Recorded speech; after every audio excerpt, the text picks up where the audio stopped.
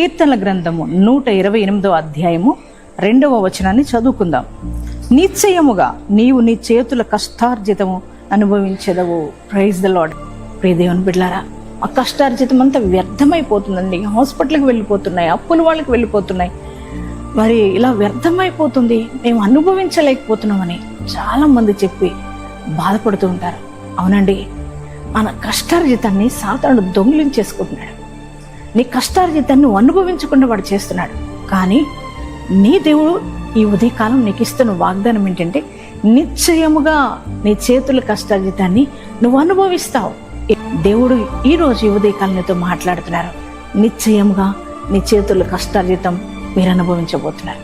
మీ యొక్క మరి ఎంత కష్టపడి సంపాదిస్తున్నారో అది మీరు అనుభవించబోతున్నారు. మరి ఈ వాగ్దానం ఎంతమంది రిసీవ్ చేసుకుంటున్నారు, మరి వారందరి జీవితాల్లో ఈ వాగ్దానం దేవుడు నెరవేర్చునుగాక.